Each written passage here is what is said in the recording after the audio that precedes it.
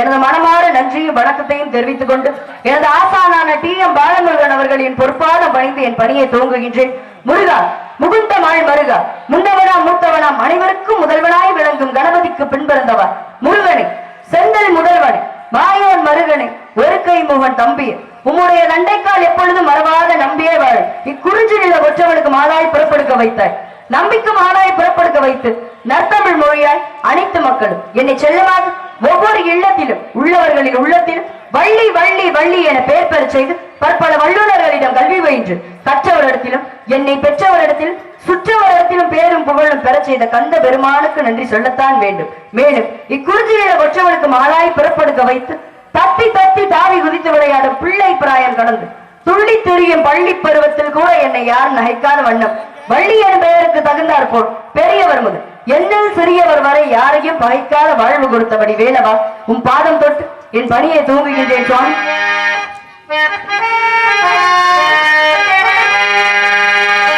அழகான பழனி மலை ஆண்டவா, அழகான பழனி மலை ஆண்டவா,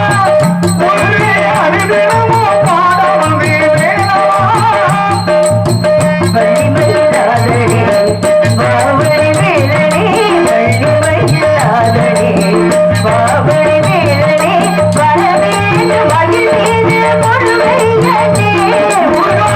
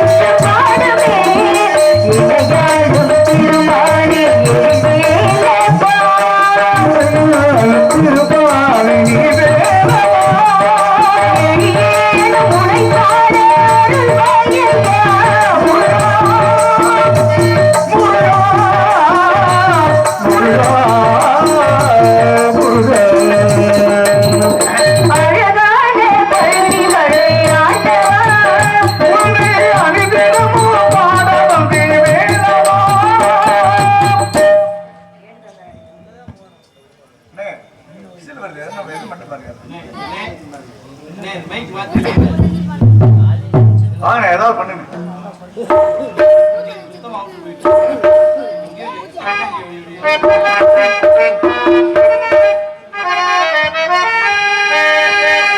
எடுதந்தானடி திளையிலே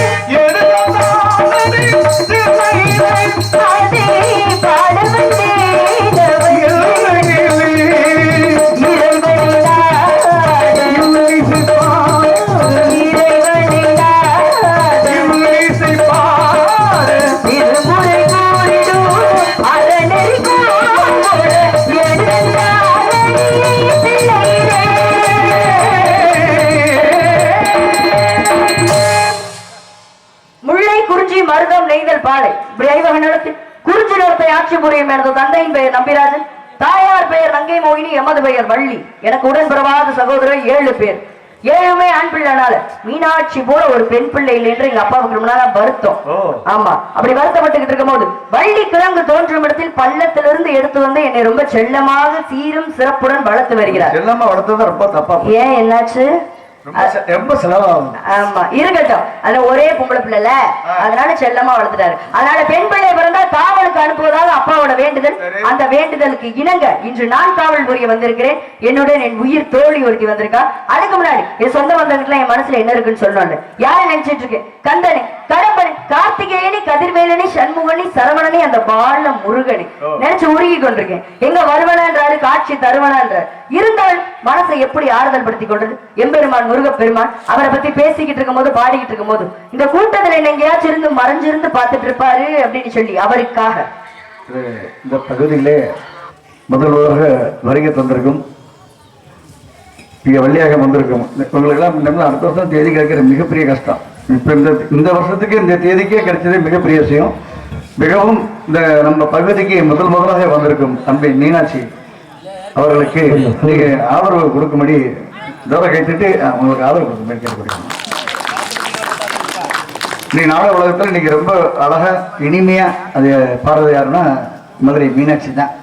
ஆனா ஏற்றுக்கூடிய விஷயம் இருந்தாலும் நீங்க உங்களுடைய கொடுக்குற அன்பு ஆதரவு வச்சு தான் எல்லாமே இந்த பகுதிக்கு இப்பதான் முத வந்துட்டு இருக்காங்க. உங்களுடைய அன்பு ஆதரவு வேண்டும் என்று தெரிவித்துக்கிறோம்.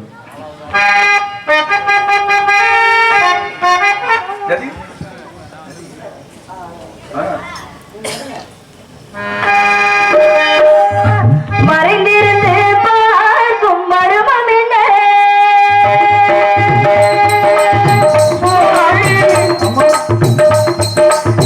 மறைந்திருந்து பார்க்கும் மர்மம் என்ன? அழகர் மழையழகா இந்த சிலையழகா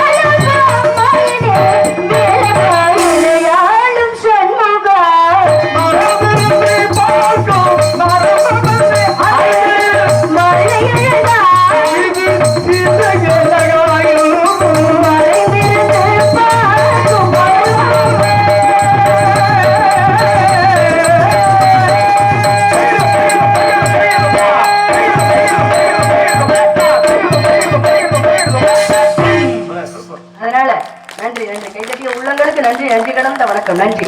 அதனால இப்பெல்லாம் கஷ்டம் துன்பம் துயரம் வந்தாலே முதல்ல கேட்கிற கேள்வி என்ன அப்படின்னா, கலியுகத்தெல்லாம் தெய்வம் இருக்கா அப்படின்னு சொல்லிதான் முதல்ல கேட்போம். அந்த கலியுகத்தெல்லாம் தெய்வம் இருக்கா அப்படின்னு சொல்லி கேட்கிறவங்களுக்காக உண்மையா நடக்கிற ஒரு சம்பவம் வருஷம் வருஷம் என்ன அப்படின்னா, திருச்செந்தூர்ல சூர சம்காரம் நடக்கும் இல்லையா, அதுக்கு முதல் நாள் போய் வேல் நெடுங்கண்ணி அம்மன் கிட்ட போய் முருகப்பெருமான் வேல் வாங்குவாரு. என்ன மரபு அப்படின்னா, சிக்கலில் வேல் வாங்கி செந்தூரில் சம்காரம் என்பது மரபு. அப்ப 6 நாளும் மனுஷன் போராடுவாப்புல, ஒண்ணும் பண்ண முடியாது. அப்ப அந்த வேல் நெடுங்கண்ணி அம்மன் கிட்ட போய் வேல் வாங்குவாரு. எந்த பதிஷ்டமும் இல்லாம போய் தான் வேல் வாங்குவாரு. ஆனா அந்த வேலை வாங்கினதுக்கு அப்புறம் முருகப்பெருமானோட செப்பு திருமேனி ஆகப்பட்டது வேர்த்து ஒழுகுமா. அது மூலவர் சிலையா இருந்தா பரவாயில்ல, பிரதிஷ்டை பண்ணது, அதனால அந்த சிலை அப்படி இருக்கு அப்படின்னு சொல்லலாம். ஆனா உற்சவர் சிலை அப்படி வேர்த்து ஒழுகுமா. இதை விட என்ன வேணும்? அதனால எந்த விஷயத்த பண்ணாலும் எந்த தொழில் பண்ணாலும் கடவுள் நமக்கு சாட்சியா இருப்பாரு அப்படின்னு சொல்லி வாங்குற சம்பளத்துக்கு உண்மையா உழைக்கணும். அப்படி அந்த தொழில் தெரியல அப்படின்னா கத்துக்கிட்டு வந்தாச்சும் செய்யணும். அதை அந்த காசுக்கு காசு நம்மளுக்கு உடம்புல ஒட்டணும் இல்லையா. அதனால எல்லா விஷயத்திலுமே கடவுள் சாட்சியா இருப்பாரு அப்படின்னு நினைச்சுக்கிட்டு அந்த கலியுக வரதனை அந்த கார்த்திகேயனை நான் எப்படிலாம் காதலிச்சுக்கிட்டு இருக்கேன் தெரியுமா? என்ன எங்க முருகன் மேல பக்தியா இருக்கீங்க, நாங்க நம்புறோம். நீங்க திடீர்னு காதல் இருக்கு, என்ன சொல்றீங்க?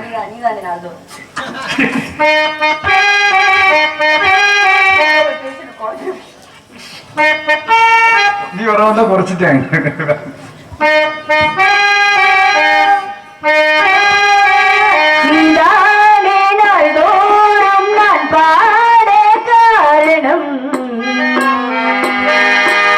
நீ